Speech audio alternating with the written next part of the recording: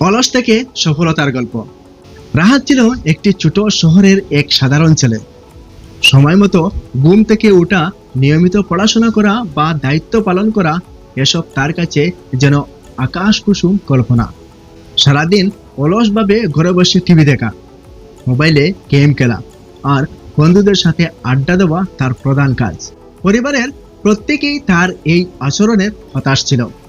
রাহাতের মা প্রায়ই তাকে বলতেন, ছেলের সময় গেলে কিন্তু আর ফিরে আসবে না, জীবনে কিছু করতে হলে এখনই সময়। কিন্তু রাহাত হেসে বলতো, জীবন তো উপভোগ করার জন্য মা, এত চাপ নেওয়ার কি দরকার। একদিন একটি ঘটনা রাহাতের জীবনকে পুরোপুরি বদলে দিল। তার ছোট বোন রিয়া ছিল খুবই মেধাবী। স্কুলের প্রতিযোগিতায় অংশগ্রহণ করে সে প্রথম স্থান অর্জন করল। তার সম্মানে পরিবারের ছোটখাটো একটি অনুষ্ঠানের আয়োজন করা হলো। সেখানে একজন অতিথি, যিনি একজন সফল ব্যবসায়ী, রিয়ার সাফল্যর প্রশংসা করে বললেন, আমাদের জীবনে সাফল্য আনতে হলে পরিশ্রম আর নিয়মানুবর্তিতা সবচেয়ে জরুরি। সময়কে গুরুত্ব না দিলে জীবন আপনাকে গুরুত্ব দেবে না। রাহাত এই কথাগুলো শুনে হঠাৎ করে থমকে গেল। সে ভাবতে শুরু করলো, আমার বয়স তো ধীরে ধীরে বেড়ে যাচ্ছে, কিন্তু আমি জীবনে কি করেছি? এভাবে চলতে থাকলে আমার ভবিষ্যতে কি হবে? পরদিন সকালে রাহাত সিদ্ধান্ত নিল, সে তার জীবনকে বদলাবে। শুরুতে খুবই কঠিন ছিল।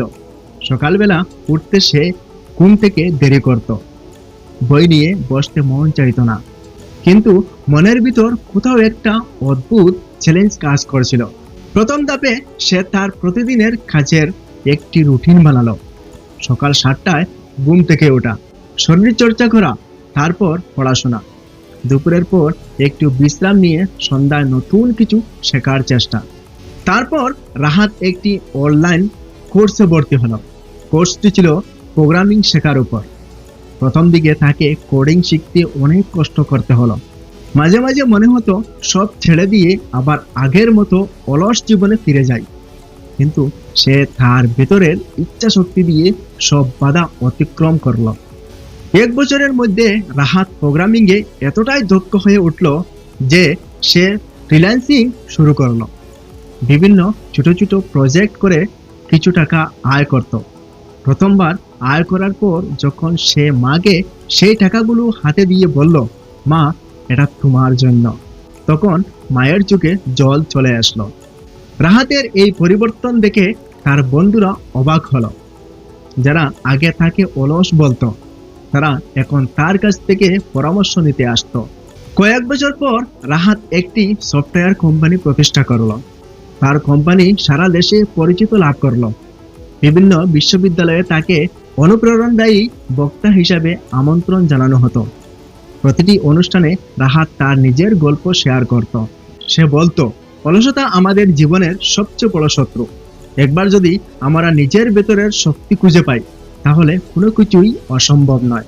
রাহাতের জীবন দেখিয়ে দেয়, সঠিক সময়ে সিদ্ধান্ত এবং পরিশ্রম মানুষকে কোথাও থেকে কোথাও নিয়ে যেতে পারে।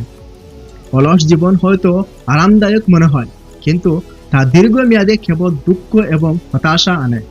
রাহাতের মতো যারা অলসতা কাটিয়ে উঠতে চায়, তাদের উচিত ছোট ছোট পরিবর্তন দিয়ে শুরু করা, কারণ ছোট ছোট পরিবর্তন একদিন বড় সাফল্যে রূপান্তরিত হয়। এইভাবেই রাহাত তার অলস জীবন থেকে সফলতার চূড়ায় পৌঁছেছিল। তার গল্প আমাদের সবাইকে অনুপ্রাণিত করে, আমাদের ভিতরের সম্ভাবনাকে জাগিয়ে তোলে। যদি এই ভিডিও ইউটিউবে দেখেন তাহলে সাবস্ক্রাইব করে বেল আইকন দিয়ে সঙ্গে থাকবেন, এবং ফেসবুকে দেখেন তাহলে ফলো করে অন্যদেরকে দেখার সুযোগ করে দিবেন। আপনারা ভালো থাকবেন, সুস্থ থাকবেন এবং আমার জন্য দোয়া করবেন।